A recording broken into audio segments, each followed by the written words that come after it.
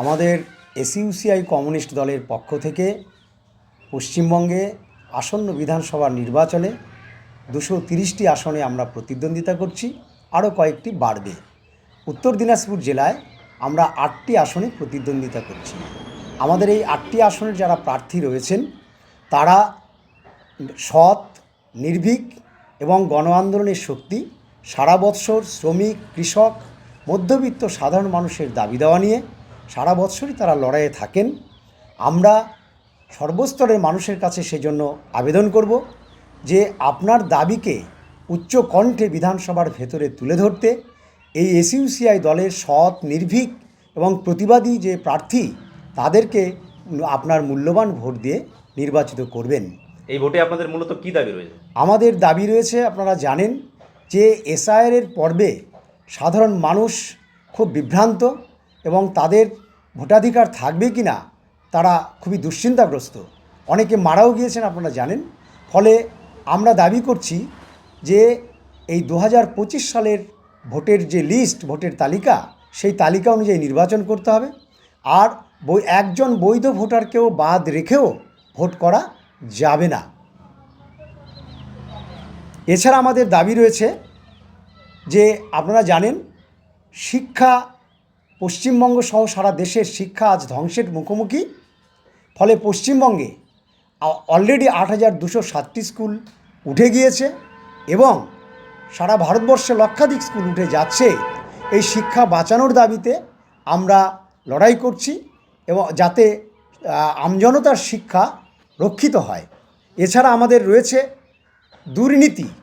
আজকে আপনারা জানেন যে দুর্নীতিকে সামনে রেখে বিজেপি পশ্চিমবঙ্গে বাজিমাত করতে চাইছে। কারণ তৃণমূল সরকার যেভাবে শিক্ষার ক্ষেত্রে, কর্মসংস্থানের ক্ষেত্রে এবং গরু পাচার, বালি পাচার এর মধ্য দিয়ে যেভাবে চরম দুর্নীতির আষ্টেপৃষ্ঠে সাধারণ মানুষকে জড়িয়ে ফেলেছে, তার বিরুদ্ধে আমরা লড়াই করছি। এই দুর্নীতির বিরুদ্ধে লড়াই করছি আমরা। এছাড়া আপনারা জানেন যে পশ্চিমবাংলায় গ্রামে গ্রামে, শহরের পাড়ায় পাড়ায় মদ, ড্রাগ, পাতার নেশায় সাধারণ যুবকরা নেশাগ্রস্ত। ফলে পরিবারগুলি দুর্বিষহ যন্ত্রণায় ভুগছেন। আমরা এই মদ, ড্রাগ, পাতার নেশা বন্ধ করার জন্য আমরা দাবি রাখছি এবং আমরা আন্দোলনও করেছি, আন্দোলন আমরা চালিয়ে যাচ্ছি। এই মদের, ড্রাগের লাইসেন্স দিয়ে তারা প্রচুর টাকা রোজগার করছে, এই সমস্ত তারা বলছে, আর আমাদের ঘরের সন্তান ধ্বংস হয়ে যাচ্ছে। এছাড়া স্বাস্থ্য ব্যবস্থা ভেঙে পড়েছে। গ্রামীণ স্বাস্থ্য ব্যবস্থা, স্বাস্থ্য কেন্দ্রগুলি আপনারা জানেন সেখানে ডাক্তার নেই। যে পিএইচসি যেগুলো যে গ্রামীণ যে স্বাস্থ্যকেন্দ্র, সেগুলোতে কোনো ডাক্তার নেই, নার্স নেই। এবং যে ব্লক স্বাস্থ্যকেন্দ্র সেখানেও একই অবস্থা। ফলে চিকিৎসা সাধারণ মানুষ পায় না।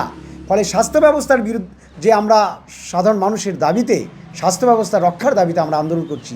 এছাড়া আপনারা জানেন যে স্কিম ওয়ার্কার, আশা, আইসিডিএস, মিড ডে মিল, এরা হাড় ভাঙা পরিশ্রম করে। যেমন আশাদের 24 ঘন্টা ডিউটি, অথচ তাদের বেতন কত? মাত্র 5,200 টাকা। মিড ডে মিলের বেতন কত? তাদের বেতন মাত্র 2,000 টাকা। তেমনি আইসিডিএসদেরও একই অবস্থা। এই সমস্ত স্কিম ওয়ার্কারদের বেতন বৃদ্ধির দাবিতে এবং তাদের স্থায়ী কর্মী হিসাবে স্বীকৃতির দাবিতে আমরা লাগাতার আন্দোলন করছি। পশ্চিমবঙ্গবাসী সেটা দেখছেন। এছাড়া আমরা কৃষকের সার, বীজ, কীটনাশক, বস্তার গায়ে সারের যে দাম, সেই দামে তারা সার কিনতে পারছেন না। আবার ফসলের দামটাও তারা ঠিকঠাক পাচ্ছেন না। ফলে কৃষকরা আত্মহত্যা করছেন।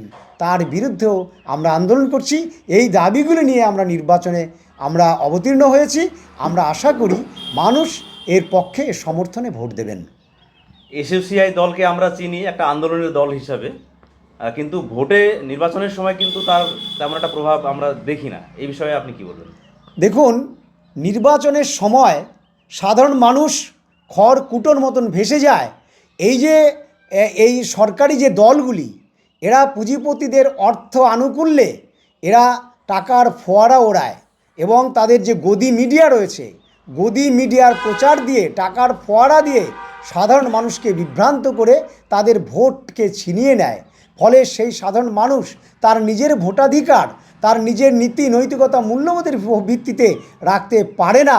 কিন্তু আমরা এই মানুষকে সজাগ সচেতন করে আমরা এই সঠিক পথে তারা যাতে ভোট দিতে পারেন, এসইউসিআইকে যাতে ভোট দিতে পারেন, সেই চেষ্টা আমরা করে যাচ্ছি। আশা করি মানুষ সেই দিকেই থাকবেন।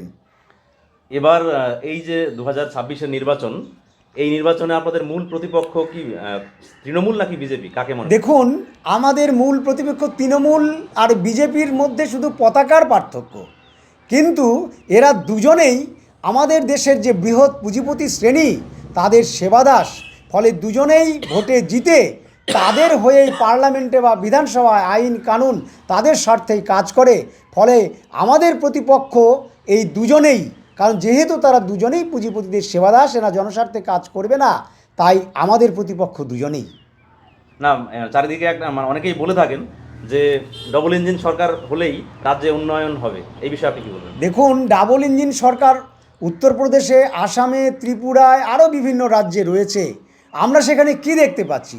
আমরা দেখতে পাচ্ছি ওই মধ্যপ্রদেশে সেখানে আজকে এখানে পশ্চিমবঙ্গ বিজেপির তৃণমূলের যে দুর্নীতি তাকে নিয়ে বাজি মাত করতে চাইছে। মধ্যপ্রদেশে ব্যাপক কেলেঙ্কারির কথা মানুষ ভুলে যায়নি, বা ভারতবর্ষের সর্ববৃহৎ কেলেঙ্কারি, সেখানে ওই কেলেঙ্কারিতে 48 জন মানুষকে খুন করা হয়েছে ওটাকে ঢাকার জন্য।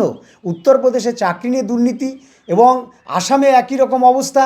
ওরা যেখানে যেখানে ক্ষমতায় রয়েছে, কর্ণাটকের ক্ষেত্রে আমরা দেখেছি সেখানে কন্ট্রাক্টররা কাজছে, তারা তাদের কাজ করতে পারছে না, আগেই ওই বিজেপির প্রতিনিধিদের, বিজেপির লিডারদেরকে টাকা দিতে হচ্ছে। ফলে ডাবল ইঞ্জিন সরকার চরম দুর্নীতিতে নিমজ্জিত। এবং ভারতবর্ষে ক্ষমতায় 2014 সাল থেকে ক্ষমতায় 11 বছর ক্ষমতায় থেকেও তারা যে প্রতিশ্রুতি দিয়ে সবকা সাথ সবকা বিকাশ, বৎসরে 2 কোটি করে চাকরি এবং তাদের ব্যাংক অ্যাকাউন্টে 15 লক্ষ করে টাকা ঢুকিয়ে দেওয়া, এই সমস্ত প্রতিশ্রুতি তারা নিজেরাই পরবর্তীতে বলেছেন জুমলা। এই সরকার এই জুমলা কথাবার্তা বলেই ক্ষমতায় টিকে থাকতে চায়, ক্ষমতায় ফিরে আসতে চায়।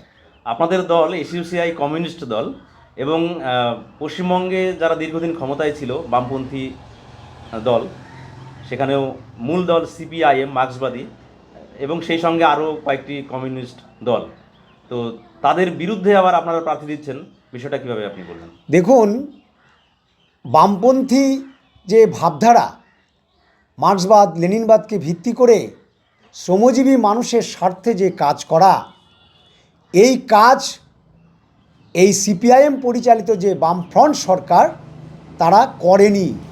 যুক্তফ্রন্ট সরকারে আমরা ছিলাম, এসইউসিআই কমিউনিস্ট দল ছিল, আমাদের 2 জন মন্ত্রী ছিলেন যুক্তফ্রন্ট সরকারে, একজন সুবোধ ব্যানার্জি, একজন প্রতিভা মুখার্জি। আমরা সেই সময় জনস্বার্থে এই যে কৃষকের জমি, যে লাঙল যার জমি তার, কৃষকদের হাতে জমি পাইয়ে দেওয়া, এই আন্দোলনে সেই সময় এসইউসিআই একটা বিরাট ভূমিকা পালন করেছিল। এবং সেই সময় আমাদের শ্রমমন্ত্রী এই শ্রমিকদের স্বার্থে যে ন্যায়সঙ্গত গণ আন্দোলনে পুলিশ হস্তক্ষেপ করবে না, ফলে পশ্চিমবাংলায় আন্দোলনের জোয়ার বইয়ে গিয়েছিল। এতে এবং সাধারণ মানুষ তাদের অধিকার ফিরে পাচ্ছিল। এতে তৎকালীন যে পুঁজিপতি শ্রেণী তারা ভীত সন্ত্রস্ত হয়েছিল, এবং সিপিএম তখন তাদেরকে আশ্বস্ত করে বলেছিল যে আমরা এর পরবর্তী সরকার যখন গড়ে তুলব তখন আমরা এসইউসিআইকে রাখবো না। ফলে বামফ্রন্ট সরকার যখন তারা গড়ে তোলে তখন তারা এসইউসিআইকে বাদ দেয়। এবং নন্দীগ্রাম সিঙ্গুরের যে ঘটনা, সেখানে সাধারণ মানুষের উপরে কী হারে অত্যাচার এই সিপিএম পরিচালিত বামফ্রন্ট সরকার করেছে, এবং ইংরেজি পাশফেল প্রথা তুলে দিয়ে আজকে তৃণমূল এবং বিজেপি যে শিক্ষাকে ধ্বংসের দিকে নিয়ে গিয়েছে, এই ধ্বংসের শুরু করেছে বামফ্রন্ট সরকার। ফলে সেই জন্য আমরা ওই 77 সালের পর থেকেই এককভাবে পশ্চিমবঙ্গে আমরা প্রতিদ্বন্দ্বিতা করছি। আমরা বামফ্রন্টের সাথে 77 সালের পর থেকে আমরা নেই। সর্বশেষ একটি প্রশ্ন, যেটা তৃণমূলের বিরুদ্ধে অনেক দুর্নীতির অভিযোগ রয়েছে, বিজেপির বিরুদ্ধে অনেক অভিযোগ রয়েছে, এসইউসিআইয়ের বিরুদ্ধে তেমন কোনো অভিযোগ আমরা পাই না, তবুও একটা অভিযোগ কিন্তু অনেকেই করেন, আমরা শুনি। সেটা হচ্ছে এই যে তৃণমূল সরকার ক্ষমতায় আসার পেছনে এসইউসিআইয়ের সঙ্গে কিন্তু একটা জোট হয়েছিল, অর্থাৎ তারা বলেন যে এসইউসিআই জোট করেই নাকি তৃণমূলকে ক্ষমতায় এনেছে, এবং এই দুর্নীতির জন্য, তৃণমূল যে দুর্নীতিগুলো করছে এর জন্য এসইউসিআইও দায়ী। এই বিষয়ে আপনি কিভাবে কাউন্টার করবেন? দেখুন, এসইউসিআই এতটাই ক্ষমতাশালী যে তার ক্ষমতা ব্যবহার করে তৃণমূল ক্ষমতায় চলে এলো। ব্যাপারটা ঠিক এরকম নয়। সেই সময় বামফ্রন্ট সরকার যে পুঁজিপতিদের সেবা করতে যেভাবে মানুষের উপরে অত্যাচার নামিয়ে নিয়েছিল, শিক্ষাকে ধ্বংস করেছিল, মদের লাইসেন্স দিয়েছিল, এই সমস্ত এবং খুন খারাপি সমস্ত কিছু সর্বত্র যেভাবে ছড়িয়ে পড়েছিল তাদের সরকারে থাকাকালীন, তার বিরুদ্ধে মানুষ ক্ষিপ্ত হয়ে উঠেছিল। এবং সেখানে সিঙ্গুর নন্দীগ্রামে মানুষের উপরে তারা হারমাদ বাহিনী পাঠিয়ে তারা জেলখানা থেকে আসামিদেরকে বের করে পুলিশের ড্রেস পরিয়ে যেভাবে নন্দীগ্রামের সাধারণ মানুষের উপর অত্যাচার নামিয়ে এনেছিল, তাতে মানুষ ক্ষিপ্ত হয়ে উঠেছিল। এবং সেই সময় বামপন্থাকে রক্ষা করবার জন্য মার্ক্সবাদ লেনিনবাদের উপরে এই দক্ষিণপন্থীরা যাতে কালিমা লিপ্ত করতে না পারে, সেই জন্য আমরা সেই সময় এই বামফ্রন্টের অন্য যে শরিক দলগুলি আরএসপি, ফরওয়ার্ড ব্লক বা সিপিআই, তাদের কাছে আমরা গিয়েছিলাম যে আসুন সিপিআইএমের এই অত্যাচারের বিরুদ্ধে, সিঙ্গুর নন্দীগ্রামে মানুষের উপরে যেভাবে অত্যাচার করছে তার বিরুদ্ধে আমরা আন্দোলন গড়ে তুলি। তারা সেই সময় ক্ষমতার অলিন্দে থাকার জন্য আন্দোলনে আসেনি। সেই সময় আমরা আন্দোলন গড়ে তুলি বিভিন্ন গণকমিটি করে, কৃষি জমি বাঁচাও রক্ষা কমিটি, ভূমি উচ্ছেদ প্রতিরোধ কমিটি। সেই প্রতিরোধ কমিটিতে তৃণমূলের মানুষরাও ছিল, কোনো ব্যানার ছিল না। এই রক্ষা কমিটি, ভূমি উচ্ছেদ প্রতিরোধ কমিটি, এই সমস্ত নাম দিয়েই সেই আন্দোলনগুলো হয়েছিল। সেই সময় আমরা পশ্চিমবাংলায় একটা দাবি উঠেছিল, সিপিএম মাস্ট গো। সেই জন্য সেই সময় এই গণ আন্দোলনের মধ্য দিয়ে সাধারণ মানুষের মধ্য থেকে একটা দাবি উঠে যে একে হটাতে হবে। আমরা সেই সময় যাদেরকে চেয়েছিলাম বামপন্থীদের, তারা আসেনি। ফলে তৃণমূল আমাদের সাথে জোট তারা করেছিল ঠিকই, সেই জোটে আমরা ছিলাম। কিন্তু যেদিন নির্বাচনে যেদিন ভোট ঘোষণা হয়েছে, মানে নির্বাচনে যেদিন ফলাফল ঘোষণা হয়েছে, সেদিনই কিন্তু আমরা তৃণমূলের সাথে আমরা সম্পর্ক ছিন্ন করেছি। কারণ সিপিএমের অত্যাচার দেখে যাতে মানুষ বামপন্থার প্রতি ভুল বিচার না করে, সেই জন্য বামপন্থার মর্যাদা রক্ষায় আমরা সেই সময় তাদের সাথে গিয়েছিলাম। আমরা ক্ষমতার অলিন্দে থাকার জন্য নয়, কারণ আমাদের এই মোহ ছিল না যে তৃণমূল ক্ষমতায় এলে সোনার বাংলা করে দেবে, এই মোহ আমাদের ছিল না। আমরা সেই সময় আমাদের পত্রপত্রিকা, আমাদের কাগজপত্র, আমাদের স্টেটমেন্টের মধ্য দিয়ে আমরা সেটা জনমানুষে পরিষ্কার করেছিলাম। ফলে তৃণমূল যে এই রকম কাজ করবে এ ধারণা আমাদের ছিল। তা সত্ত্বেও সিপিএম যেভাবে বামপন্থাকে বিনষ্ট করছিল তার রক্ষার জন্য আমরা সেই লড়াইয়ে গিয়েছিলাম।